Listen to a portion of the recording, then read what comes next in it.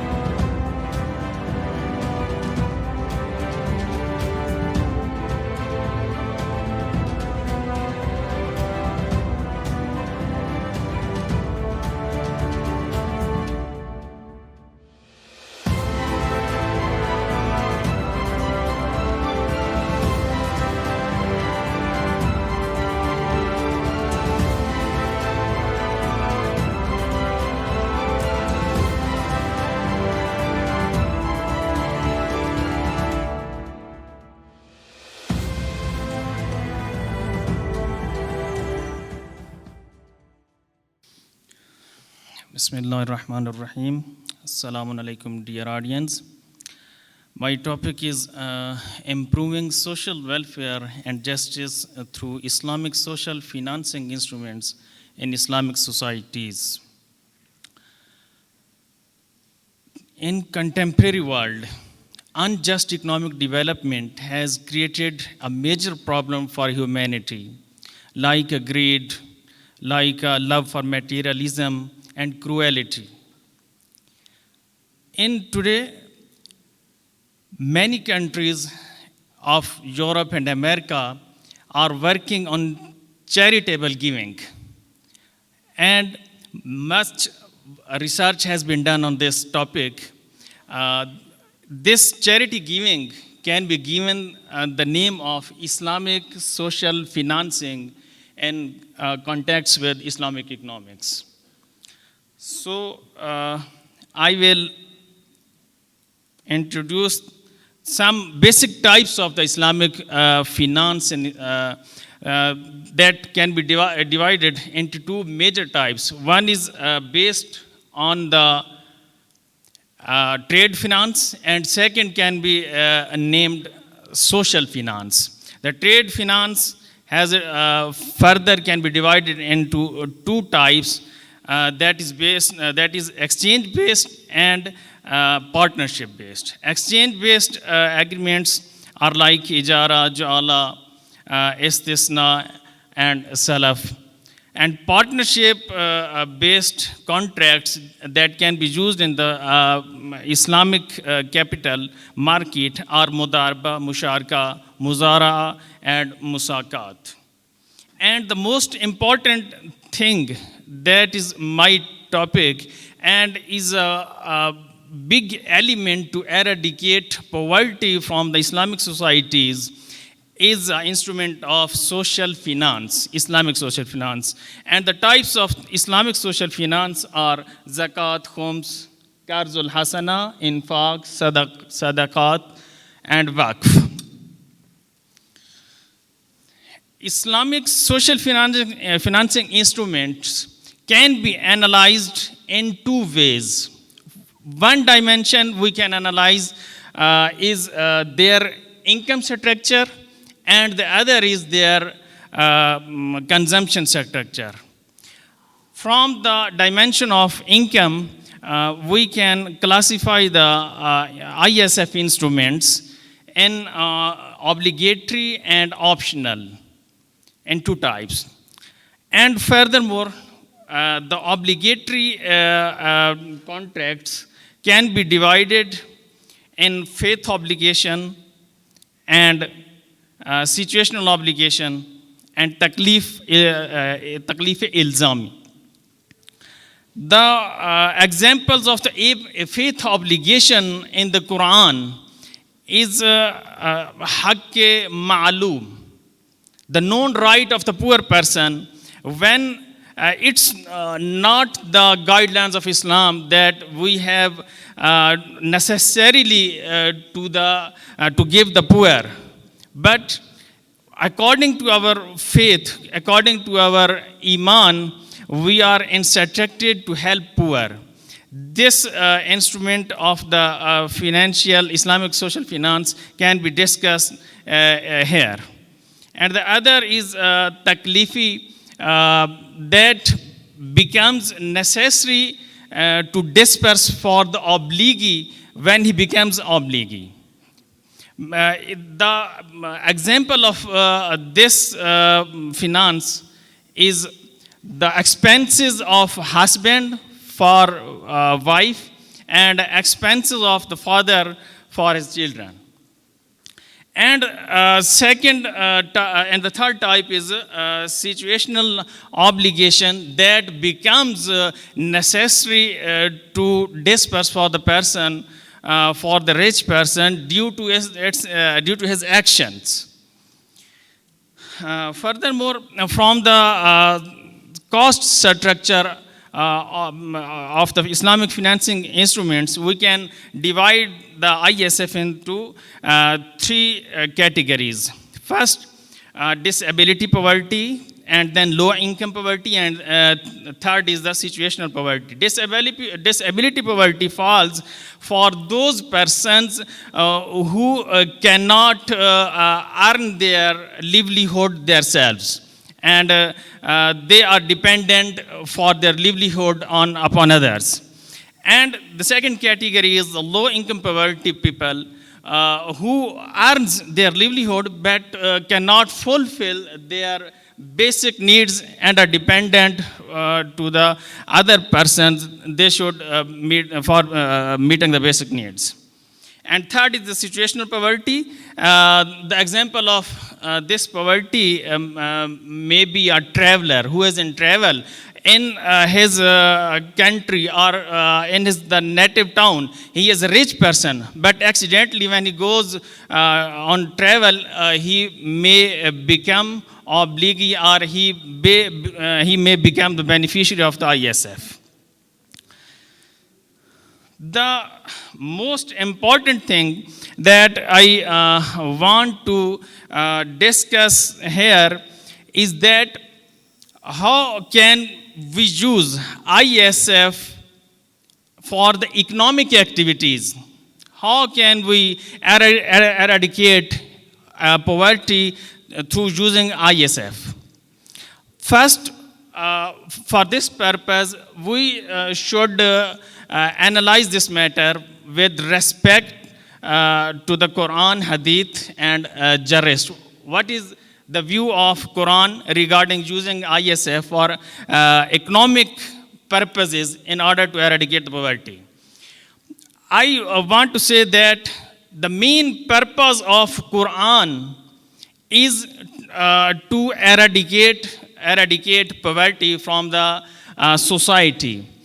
In many verses, Quran has said to do infaq, like كَيْ لَا يَكُونَ دُولَةً بَيْنَ الْأَغْنِيَاءِ مِنْكُمْ, and so many verses. I want to say here that Quran has ordered to deliver zakat. That is necessary, that is obligatory for the person, for a rich person to disperse. But Quran has not said the elements of the zakat in which he should necessarily give zakat. Therefore, Jawad Mughni has written in his book that it's the responsibility of a Muslim ruler that he should determine the elements for which zakat may be obligatory in the society. Therefore, the area of using Islamic financial instruments for the economic activities is broadened through this statement. And we have many hadiths, and importantly, in the view of Shia jurists, there is a problem that these ISF instruments cannot be used for economic purposes. Like if any person wants to use the zakat, money of zakat in business purposes, and then he wants from the profit of that business, he will help the needy and the poor. Our jurists do not allow this, but it can be done in two ways. First, with the permission of a mujtahid, and second type is wakala. If we get permission from mujtahid, and as being as a wakil of mujtahid, we do a business from the money of zakat or other ISF instruments, and after that the profit and material benefits of that business we use for helping the needy and poor people. Here I have analyzed the Islamic social finance allocation area. In economics, there are two types of consumption. First is induced consumption, and the second is autonomous consumption. I think all of you know about these two types of consumption. Autonomous consumption is that consumption which is not dependent on the income of the person. And the induced consumption is dependent on the customer. Whenever income of a person goes high, he may consume more as he wishes. And whenever the income of the person go down, then he can reduce his consumption.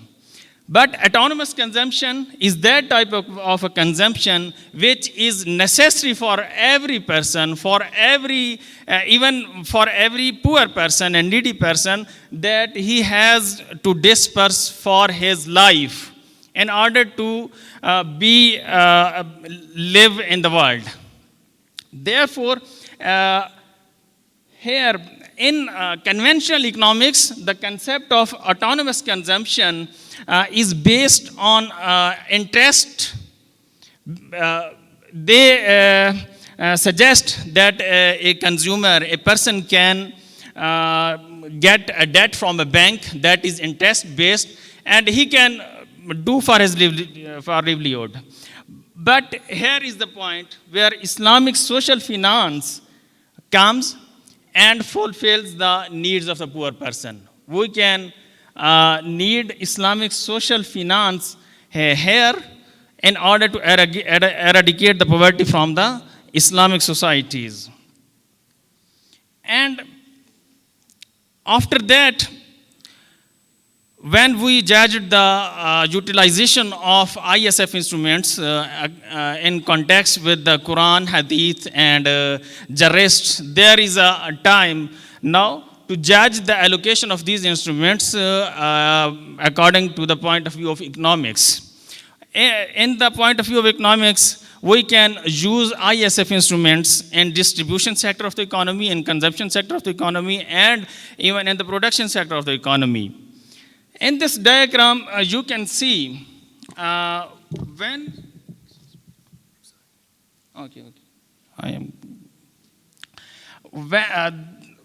at point E, here these are the normal demand and supply curves that are used in the market mechanism of the conventional economy. The first curve, DD, and SS curve intersects each other at the point E. Here, the price is settled at point P, and the production is at the point Q.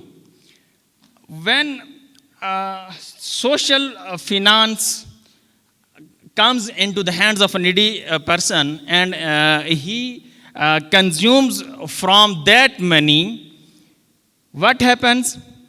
The demand curves shifts from the previous position and becomes a D prime.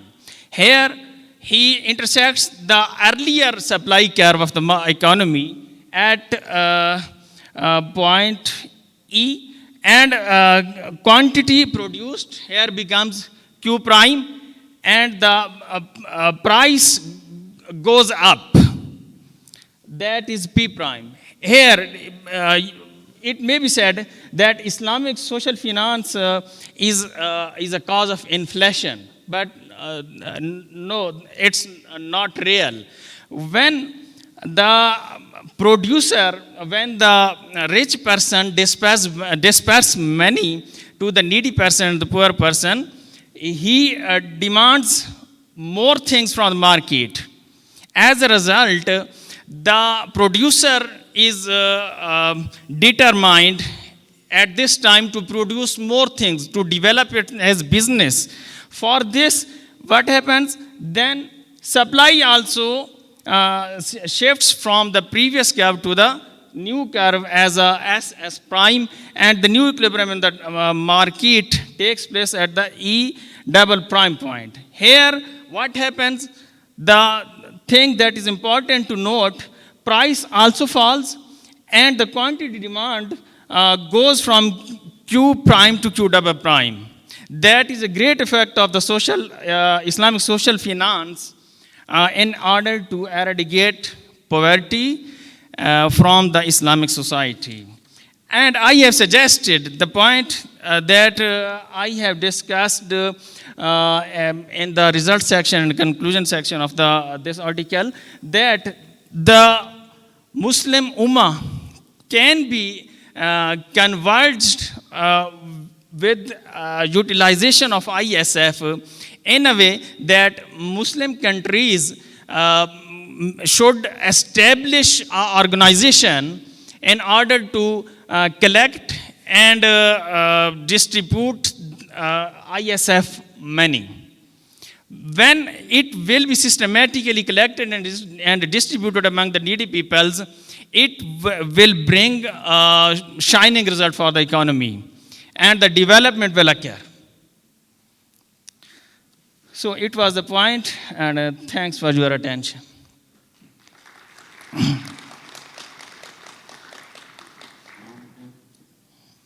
Any question from your side?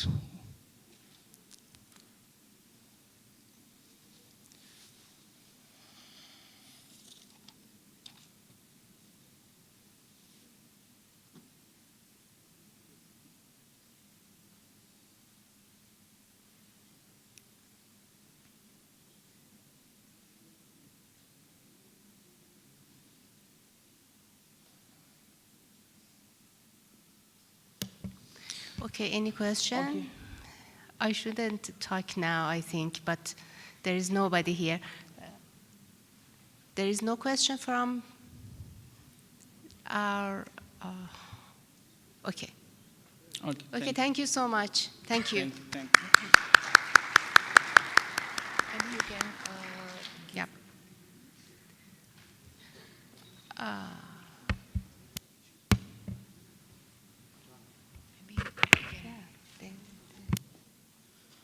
Well, as I said earlier, the next paper is by Dr. Ali Reza Ramrouz, but will be presented by Mr. Sina Jabbari. Please welcome him to the stage with a round of applause.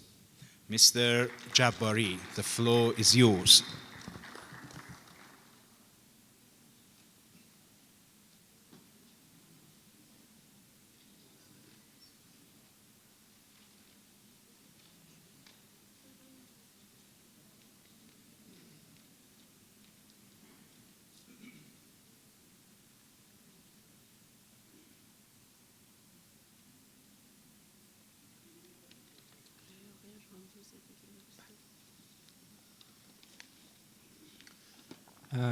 Hello to distinguished guests and esteemed scholars. Good afternoon.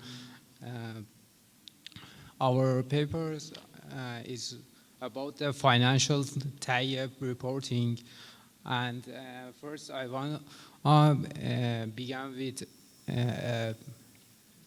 grateful and heartfelt gratitude from the Dr. Eshki and Dr. Hamedi for preparing this conference and to platform to present this lecture.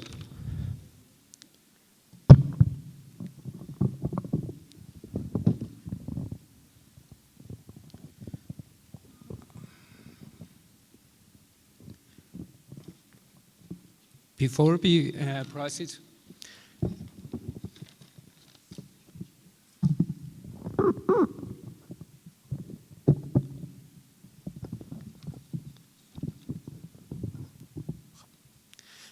proceed, further, I want to remember Dr. Musavian because of his remarkable works in Islamic finance, and he's one of the pioneers in this field. And today we continue his works, and the literature of the Islamic finance has a great impression for him. The traditional focus of economic is on the sustainability of economic and morely on the profitable of the economy. But nowadays, in this era, we more know the importance of the social responsibility, and we want to produce a new concept in this era for sustainability and social reporting for the first time, that names financial tayyib reporting.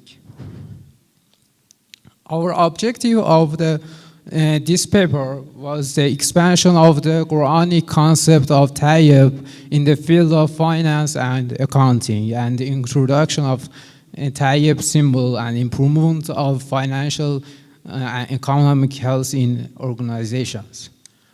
We all know that nowadays in the world, the corporate social responsibility and many, let's say, that look the capital markets from the not just shareholders, but think about the stakeholders and many participants of and effects that capital markets and entities have on the society. And we have a little literature of CSR that says the additional information for decision making or enhanced image or reputations, and the benefits of the CSR. And in literature, we have the positive effect of CSR on the financial performance. The high sustainability companies exhibit better financial performance, and in stakeholder engagement, long-term orientation, and non-financial information disclosure. Positive impact of CSR on the firm's value and the lower risk because of the environmental and let's say about the environmental type. Talk about that the nowadays topics, hot topics of the finance and economics is about the carbon emissions and these kinds of things, that the lower carbon or population we have that brings from the companies, and we have in the environmental reporting in Islam that Quran emphasizes on environmental protection and avoidance of corruption. And it's important that companies report these environmental practices. Nowadays in the world, we say that top countries have the reporting on their carbon emissions. But let's say we have before in our Islamic literature, but we don't use from them, unfortunately. Let's talk about the integration of Islamic principles into financial reporting. Islamic's view on profit and non-profit goal in corporate reporting. Islam says that in entities, we don't just look for profit. We look for the stakeholders and the value of society too. It's the same literature that corporate social responsibility have. And the concept of tayyibs that comes from Quran on its totally ethical and social implication for the entities and finance. We have the two type of financial tayyib reporting. First is financial tayyib and second financial tayyib auditing. And the model we use in this paper is the organization excellence model for presenting financial statement and conducting audits. The significance of tayyib in Islamic finance, the first tayyib's concept in finance is that in the Islamic economic environmental attention to the creation of blessing that we in Islam they say barakat, and tayyib property is expected alongside observing the halal and haram criteria.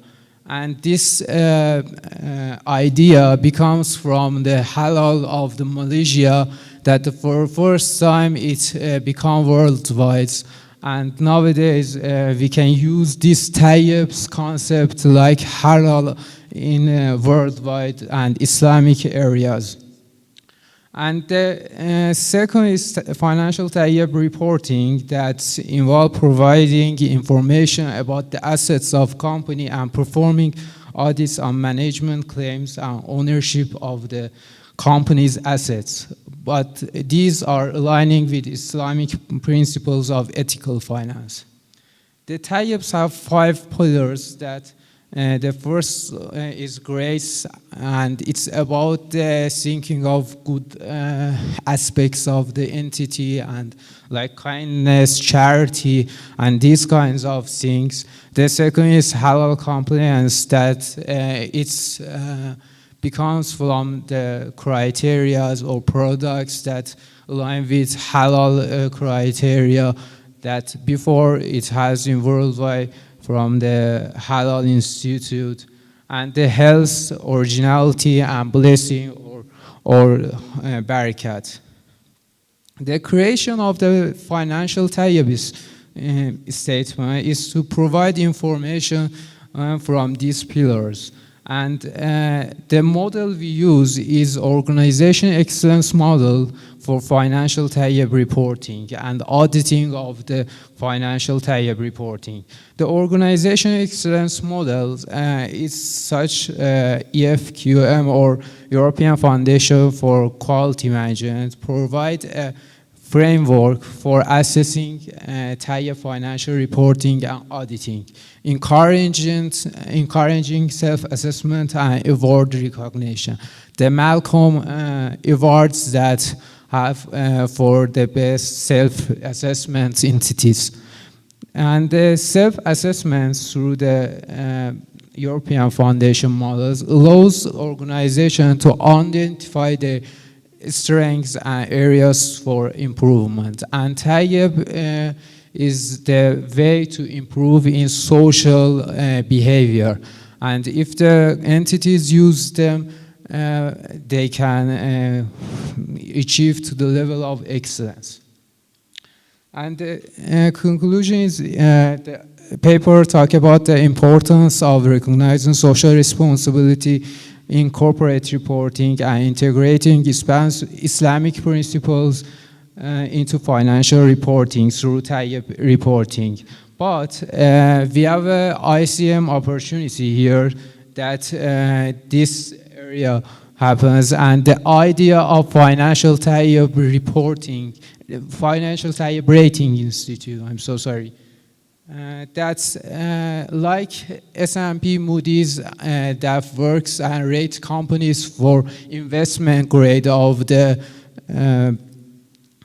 works era, and we can have this idea of financial tayyib rating institute, the institute that rate companies and entities from the tayyib pillars, and give the ratings for companies like the Work Halal Institute do for the products or the entities. And for these kinds of, we should define the tayyib pillars. We know that halal Halal Institute is worldwide, but it's a broad and not precise on the fields. And we want to precise on the field of finance and accounting. And this area is the for Tayyip, we can use them and develop the rating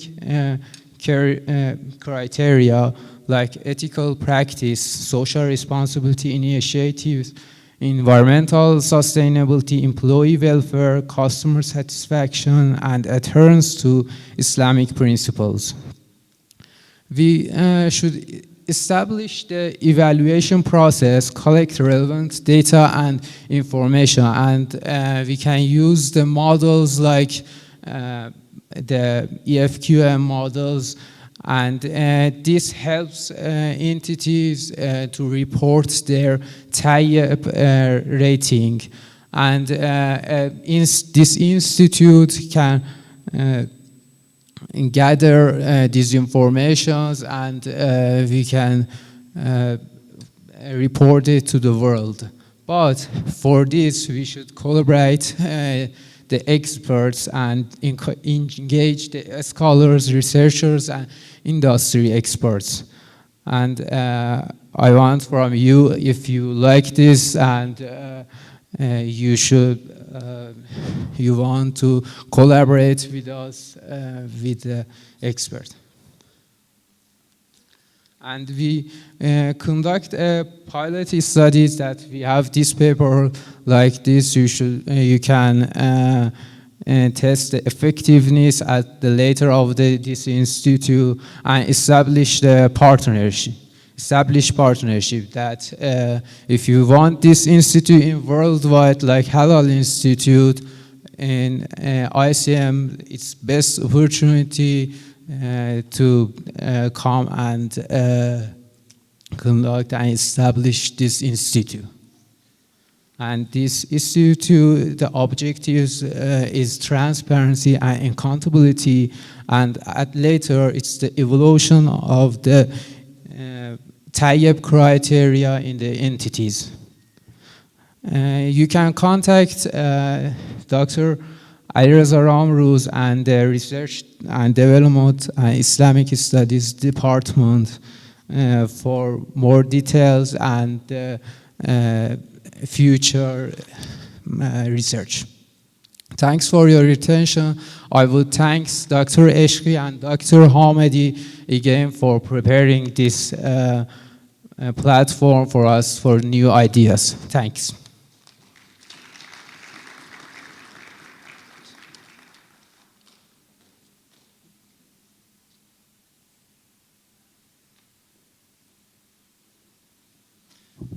Thank you for, the two presenters of papers.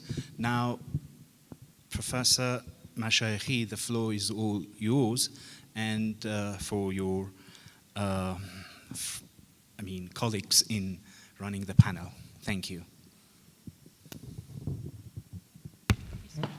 Okay, hello everybody and welcome to the conference. I hope you have good time so far and you have learned many things as I've learned in this conference. I'm honored to introduce two of my very new colleagues I know from Indonesia and from Malaysia. We have Professor Dr. Khairunisa Mosari from the Indonesia, and we have Dr. Ali Zhang from the Malaysia and China, of course. Welcome, and I have good times in Iran and all other guests in this conference.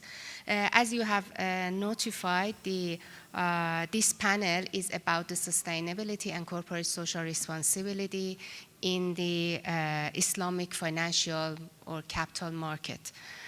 We have 4 papers in this session, and you have heard 2 of them already. You don't have, actually you didn't have any question from the presenters, Mr. Ali Naqi and Mr. Sina, sorry, Mr. Sina Jabbari. However, our guests and our panelists have some comments on their papers. First of all, I asked Dr. Khairunisa Mosari. She had some comments in that paper.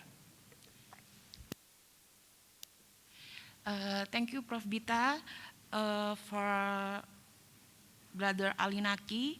I think absolutely I agree. We can explain theoretically about Islamic social finance by using supply-demand curve and anything from conventional curve, how the good implication in a short term and long term from the Islamic social finance. And I encourage maybe you can map the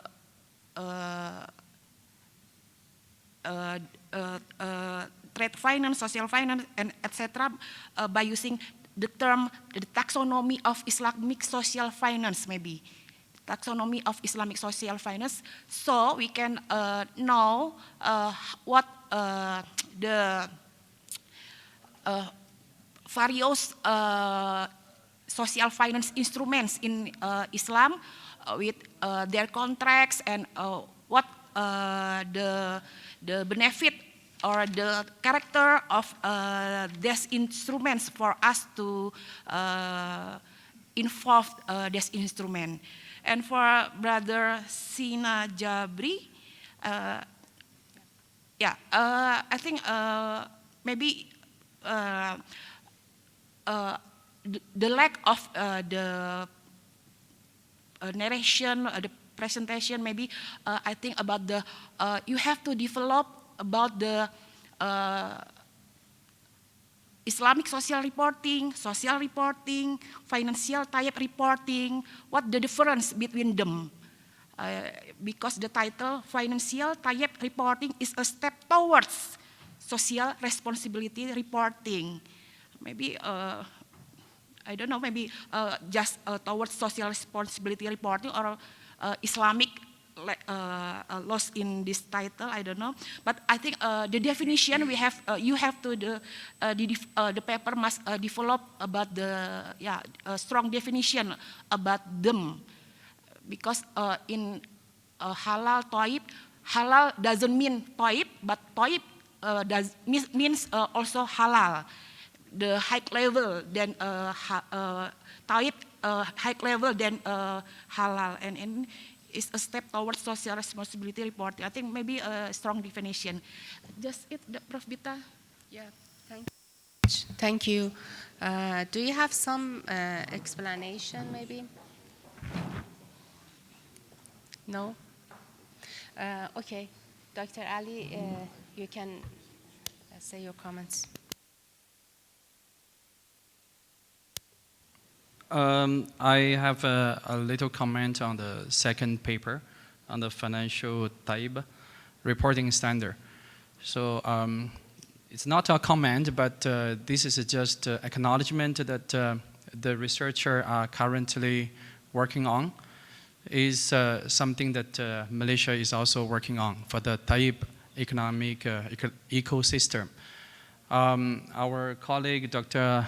Masba, is one of the team member that is researching on this. For the second presenter, if your team is willing to discuss, I think the right person to discuss with is Dr. Masba. However, from the presentation of the second paper, I was expecting to see the comparison between ESG reporting and type reporting, what's the difference? And whether the implementation of a type reporting is a compulsory or it is a voluntary.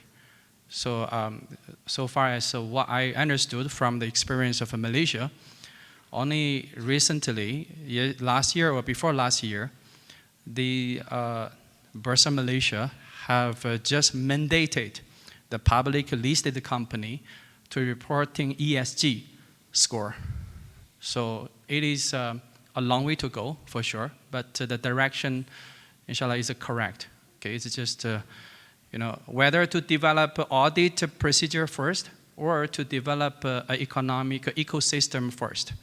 Because when the company is applying Taib economic model, it will be easier for them to report the score or quantify the Taib's assessment. Okay, that's all about my comment. Okay, thank you, Dr. Ali. I hope Mr. Ali Naqi and Mr. Jabari use these comments for improving their papers and their research, actually. I wanted to talk a little about the corporate social responsibility and social reporting, and a little about sustainability here before the presentation of our panelists. But I think maybe most of you are tired and we don't have much time, so I ignore my very little presentation and go to first to the Dr. Khairunisa to present her paper about a blended model for green financing in Islamic context. Thank you.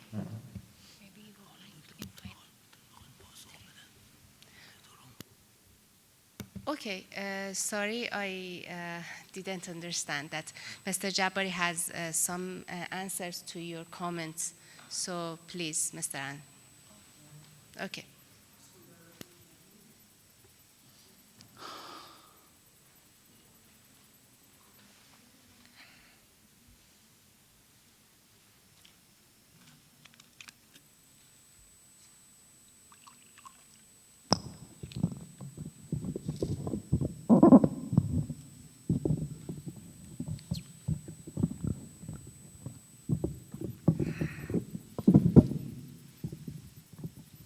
Bismillahirrahmanirrahim. Assalamu alaikum wa rahmatullahi wa barakatuh jami'an.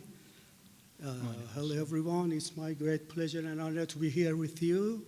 I want to especially thanks to Mr. Ishqi and Mr. Hamidi to give us this great opportunity to share our ideas. You know, about financial tayyib, we want to go one step ahead from halal. Halal is the basic one. We should respect it. Everything would be halal, and haram activities are prohibited. But we should go one step ahead. If we want to assess the organizations from how to finance and how to allocate this finance capital to our assets, we want to assess which organizations serve our society more. And we need some metrics or, for example, proxies. We choose tayyib. We have lots of concepts in Islamic literature, but we choose tayyib and financial tayyib to can rate the organizations in terms of how finance and how use it in their operation. And it can be a great step to assess organizations. And I think it would be a great rating, same as Moody's and S&P. It can use in economy. And this is I don't know about Mr. Masari. He's my dear brother, but it's the first time we are presenting this idea in this great ceremony, and that's why I thank Mr. Ishqi to provide us this great opportunity. And it can be an international rating, for example, institute. It's my great honor to have your help and ideas to define the metrics and measures of these financial tayyib. I hope that I can answer your valuable questions. Thank you so much. Thank you. I'm honored to welcome to Dr. Eshki, the President of Securities and Exchange Organization, and thank you to be here and we have you. So we go to Dr. Khairunnisa. Please, this is your time. We have 10 minutes for your presentation. Thank you.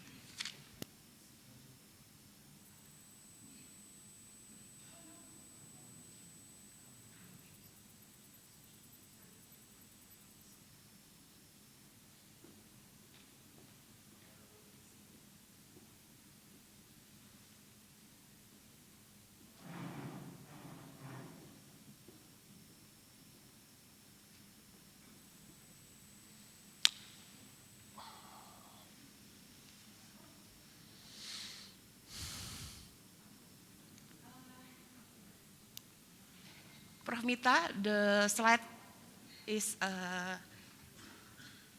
existed. Okay. Yes, I would like to present my paper about Islamic blended green financing to fight climate change by using the lesson from CWLS, Kes Wakaf Link Suku from Indonesia, and Suku Prihatin. I have 5 agenda, and next. The main mission from this paper is to encourage government, especially in Muslim majority countries, to innovate alternative source of development financing. Similar in line with the problem in financing the SDGs, also the similar problem also in financing the to fight climate change.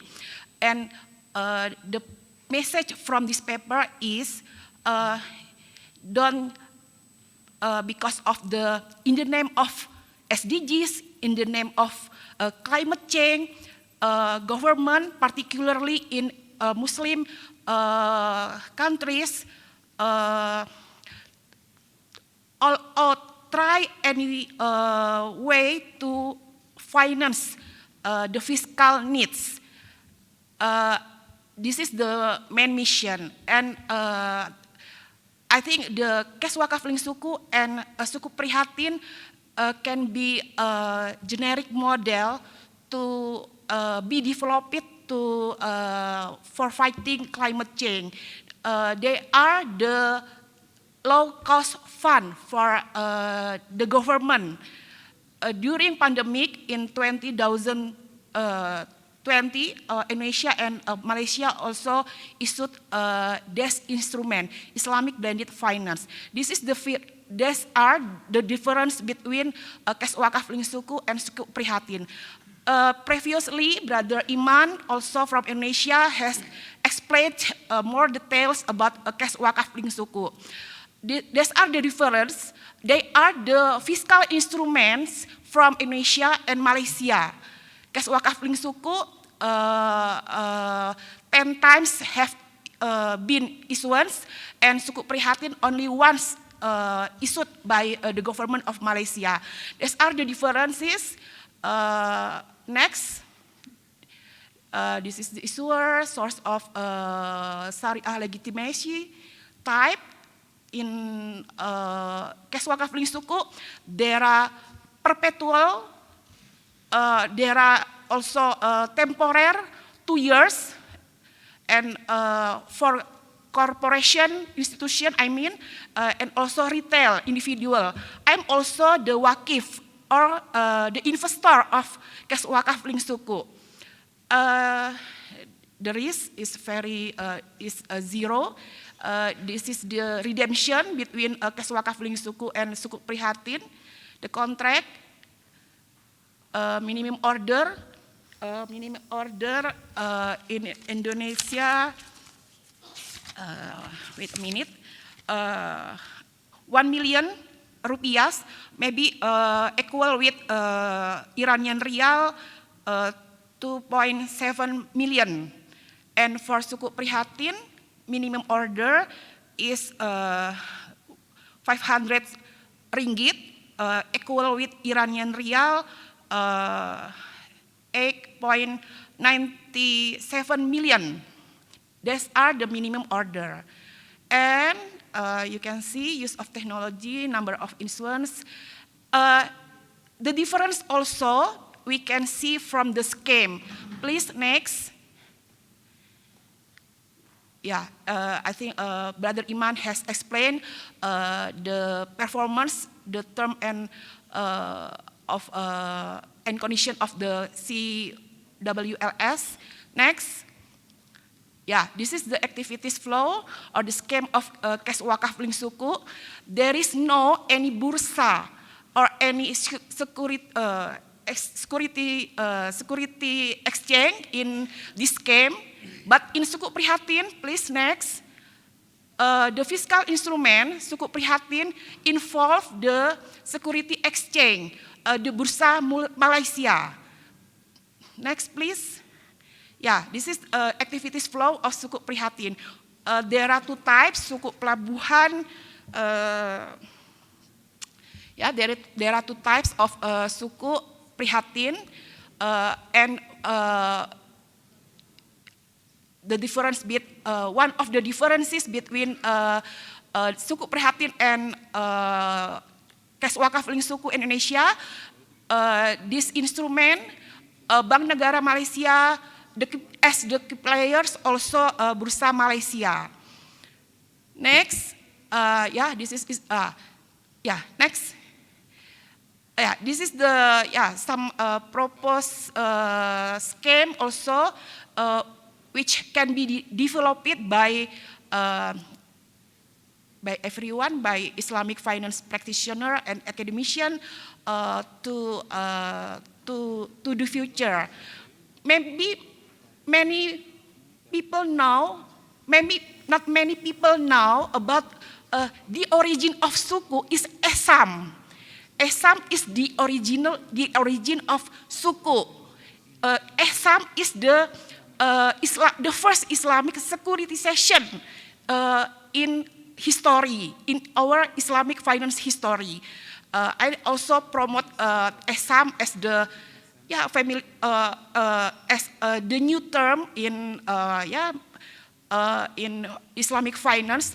The founder is Prof. Mehmet Genç from Turkey, and Prof. Murat Ciakca also wrote many works about the Assam as the first Islamic securitization in history. Next, this is the stakeholder or the ecosystem for the Islamic blended green financing. I think there is no many difference with the origin of cash wakaf link suku and also suku prihatin. But we can see the next slide. Yeah, next. This is the aspect of Islamic fiscal sustainability, and there is no green impact from cash wakaf link suku and suku prihatin. I think this is the opportunity for developing the scheme to fight climate change, to finance the fiscal needs from the government to finance the fiscal needs. These are the aspect of Islamic. Also, the point of this paper is to show about Islamic fiscal sustainability. There are three aspects. The instrument must have investment function, must obey the Islamic sustainable finance, and must obey the sustainable development. I think this is also the curve like Brother Alinaki. We can explain theoretically about the Islamic social finance, Islamic finance, and blended Islamic finance. Theoretically, the good implication in the future, in long term and short term. I think just it. You have 2 minutes. That's it. Thank you so much. Thank you so much for the exact time. Okay, before going to the next presentation, do you have any special question? No? Yes, please. Thank you very much, Dr. Harinisa, for the excellent presentations. But I just noticed the paper is not what you call is not going to see into one objective. It is discuss everything, but until at the end, we don't know what is the objective exactly for the paper. Let's say, for example, because I see there are a lot of example is you notice in the presentations, like there is a cash wakafling sukuk, there are sukuk prihatin, there are a lot of blended contract. What kind of contract you are talking about? Because if you are saying that the contract itself, which blended, because we have a lot of contract and in the one that used in the sukuk. For example, in the sukuk, is it the sukuk ijaro? Because if you said if it is perpetual, under what basis? If it is temporary sukuk, under what basis? So rather than maybe, this is just suggestion, rather than going here and there, better we stick with that one objective. This paper going to analyze,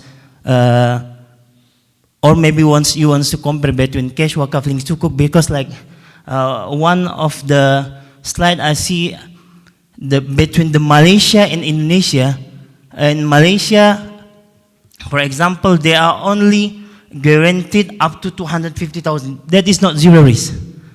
Compared to Indonesia, it is guaranteed because it is sovereign sukuk. Basically, it is zero risk. We call it as a risk rating. It is AAA, for example. So this is just my suggestion, Doctor. Thank you very much.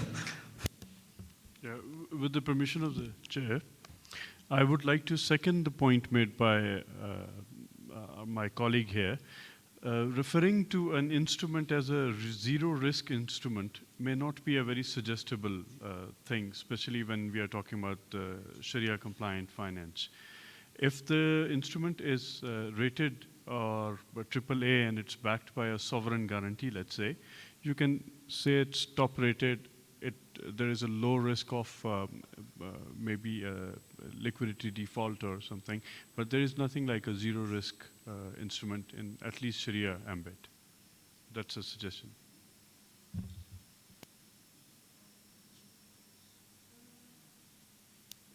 Yeah, thank you for my brothers for the suggestions.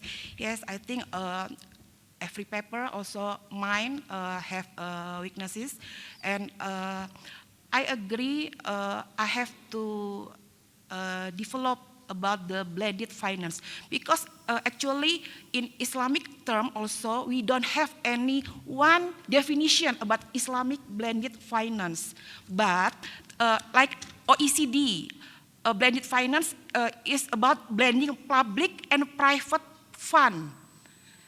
The term from OECD about blended finance is about blending public and private funds. Prof. Tariq Lohan from INSAF University have defined about the Islamic blended finance with the blending private sector, philanthropies, and public sectors. And in my paper, I think about integrating or blending about Islamic social finance and Islamic commercial finance. I think your suggestion will be, I will input in my paper. I think, yes, about zero risk, yeah, because the government in Indonesia and also Malaysia in their regulation have state about the guarantee through State Budget Act about this. And also I have information from Brother Arif Mahfud from OJK, the Financial Service Authority also, I asked him why in Malaysia suku prihatin must flow to Bursa Malaysia, but in Indonesia why not flow to the securitization exchange in Indonesia? This is about the regulation. Yeah. Can I add one more? Actually, just to add, brother, regarding the zero risk, if you are referring to Basel, the Basel Committee defined that zero risk is the one that issued by government and guaranteed by the government. So once that sukuk issued by the government, I think this is the highest level of risk. Because in my previous comment, I just compared the risk that in the Malaysian one, they are not guaranteed in 100%. They are up to something, a certain limit, 250,000 ringgit. So we cannot say that zero risk. Risk means you are guaranteed 100% without any terms and conditions. Yeah. Thank you for additional information, Brother Iman. The question, Brother Sohail. Thank you so much for your comments and your explanations. Actually, I think in these days, which the financial situation around the world is going to be worse. Sorry? I'm so sorry. The side effects of the technology these days. I think the bad consequences of the financial situation these days around the world and the increasing the interest rate in developing and developed worlds make us to design and use the low risk financial instruments, and I think Islamic financial instruments can help us at this time. So thanks again from our panelists, Dr. Khairunisa, and we go to other panelists, Dr. Ali Zhang, who wants to give us some explanation from his empirical research about the, I think, the role of financial instruments in the environmental quality in the Malaysia. Okay, have your time, and you have, I think, 10 minutes. Okay. Yes. I'll try my best. The PowerPoint, please. Please show the PowerPoints. Okay, assalamu alaikum warahmatullahi wabarakatuh. My name is Ali Zhang from INSAFE University, Malaysia. Originally, I'm from China. Okay, first of all, thanks for the organizer to invite me for having my session to present my latest research findings, and at the same time being the panelist for the same theme, to comment on the same theme. So since I'm honored to be the last speaker of the entire 2 days event, I won't prolong my session. I will try my best to finish as soon as possible, because I will have my own panelist session commenting on my own paper. So I will reserve the question for the panelist comment. So this is a empirical paper that investigating the role of Islamic finance development, as well as corruption, which is the measurement of institutional quality for the government, on the environmental quality for the case of Malaysia. Okay, next one. Why this topic bothered me was because of the latest Malaysia's 12th five-year plan, 2020 to 2025. So the latest five-year plan aims at achieving sustainable, prosperous, and high-income nation. The second thing struck me was the outstanding performance of Malaysia's Islamic finance industry. According to Refinitiv, as well as ICD latest report on the Islamic finance development indicator, which is indicator combines multiple dimensions, including education, regulatory framework, transparency, and so on and so forth. By weighting all these elements, Malaysia has championed, in terms of this index. The second is Malaysia is the largest sukuk market in the global sukuk market, which take up 52% of the global outstanding sukuk floating into the market, and 42% of the global issuance. With regards to the Islamic finance asset, we are proud that Iran is the second and Malaysia is the third.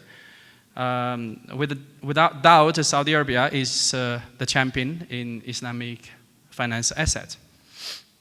So the objective of this is to investigate whether Islamic financial development and institutional quality can help to preserve the environmental quality in Malaysia. Okay, so this is a summary. I mean, based on this summary, actually, this is everything about this topic. Okay, I will go to the detail a little bit more after this slide. We are using a theoretical model that developed by environmental equivalence curve theory, which is a prominent theory investigating the relationship between economic development and environmental quality, which is referred to be a U-shaped curve, where, during the lunch session, when I discussed with the colleagues from Pakistan, India, and other part of the world, we realized SDG, Sustainable Development Goal, could be another agenda from the Western country that, shift our attention from development to sustainability. That explains the U-shaped curve, the inverted U-shaped curve, that when the Western countries is developing their economy, they're using traditional energy sources to fire up their economic engine. So the environmental damage, which we refer to as a CO2 emission or global house emissions, is increased significantly. Up to a certain level, then the developed countries started realizing the importance of the environment. So they started investing in renewable energy and preserving their quality of the environment. That is where, when a country's economy developed to a certain stage, they started thinking about recycling, started thinking about environment. And because of this theoretical background, I extended the theory to have a stochastic impact by regression on population, affluence, and technology, to research on the dynamic effect of Islamic finance development, as well as the corruptions of the government agency, how this affects the environment quality. And my finding is very interesting in the sense that we found out urbanization and institutional quality contribute to increased CO2 emission, which means, for the case of Malaysia, the more corruption, the better. Okay? The more corruption, the better. I will explain why. And we found out Islamic finance development, which means the better development of the Islamic finance industry, only in the short run, which means in a few years' time. In my study, in my simulation, is about 3 to 4 years' time, will temporarily reduce the CO2 emission. But over the long time, Islamic finance development actually contributed to the deterioration of the environment. So we go to the next slide, please. Okay, so this is a background on linking the Islamic finance development as well as the economic growth. So we have a classical growth theory. I mean, some of you are economists, some of you are financial practitioners. So you know that we have a classical economic model and we have endogenous economic growth model where they have different beliefs in the role of financial development in stimulating the economic growth. So the endogenous model believes that the non-economic factor, for example, human development of the country, as well as the supervisory role of the government, play more important role than the capital accumulation, which is Islamic financial market development. However, this is why there is a focus of this research on seeing how Islamic finance is different from conventional finance in addressing these issues of environment concern. Okay, so Malaysia has been suffered from environmental issues in the past 2 decades. And over this 5-year time, we experienced a lot of flood, drought, and when you see the figure from over here from the presentation presented, sadly to say that Malaysia is the second highest CO2 emission per capita. You know, Malaysia is having a small population. Per capita wise, Malaysia is second largest after Singapore in ASEAN. The temperature wise, we are experiencing per decade about 0.2 degree increment since 1970. And 29% of trees have been lost since 2000. Okay, then we straight away go to the conclusion, shall we? Because this is an empirical paper, you know, we have a lot of demonstration on the model, on the data, on make sure that the model is okay.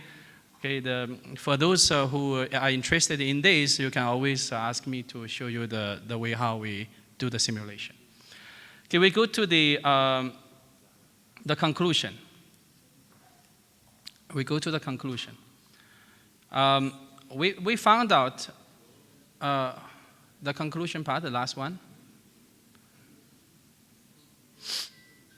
Because I will address the concern on this issue from the panelist discussion. Last one, last slide, second last slide, before thank you.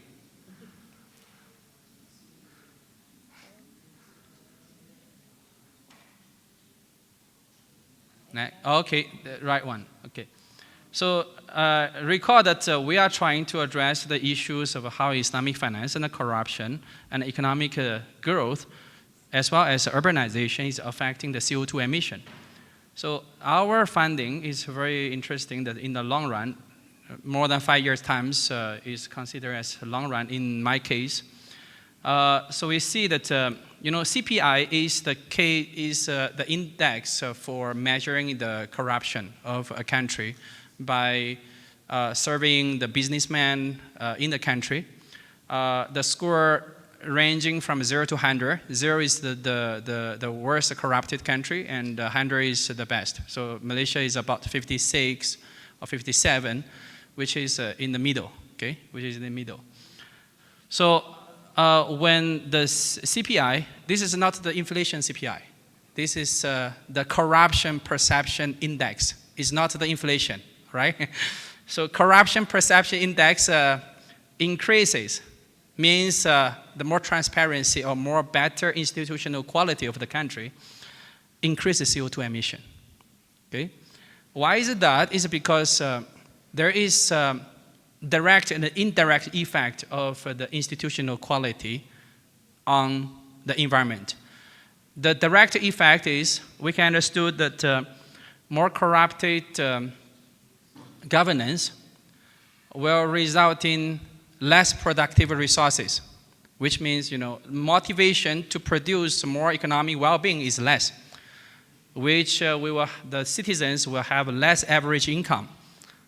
And as a result, they will have less consumptions of the CO2 emission. Okay? So that is the direct effect on the corruption on the CO2 emission. So we found out that the Islamic finance development is reducing the CO2 emission in the short run. How this happens is we can understand from, we have practitioners in the industry. We understood that Islamic finance, when we are implementing it, we have the objective of making it to be Sharia compliance. And in the case of Malaysia, the sustainable scoring reporting is not part of the checklist of Sharia scholars. Okay?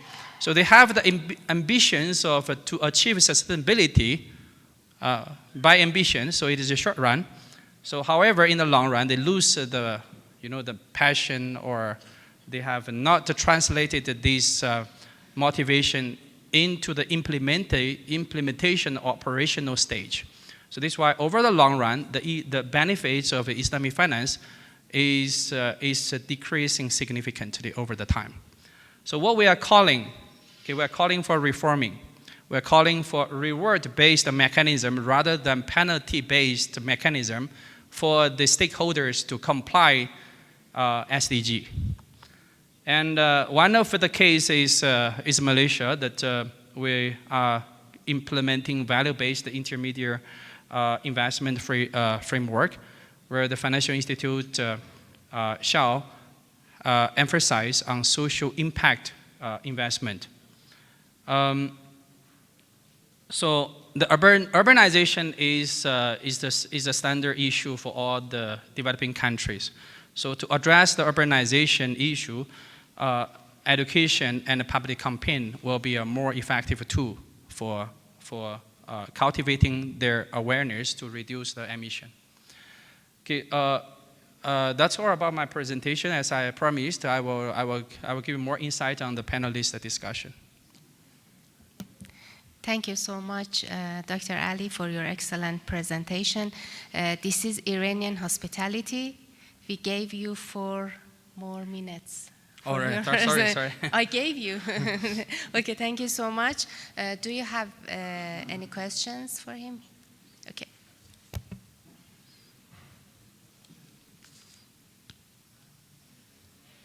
Question?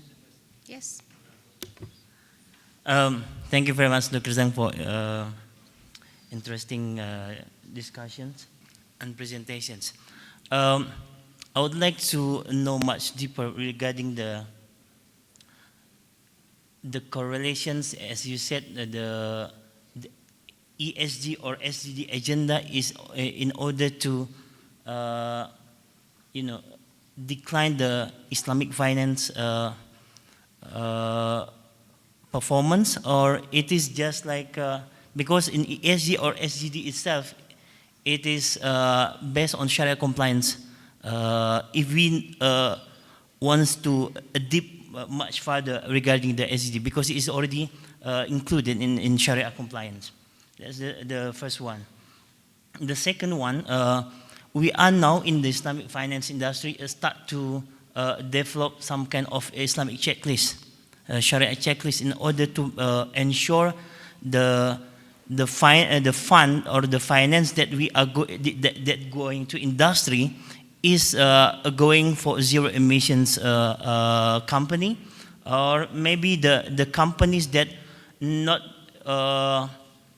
destruct the the environmental issues in that specific, because now in our regulatory requirements starting to see that, oh, this is a must in order to have zero emission, in order to achieve the ESG SDGs as per the others Western world's requirements. And the last one, which regard to reward based mechanism, this is as per our regulatory standard. we are also developing the reward-based mechanism. Yeah, yes, you are right.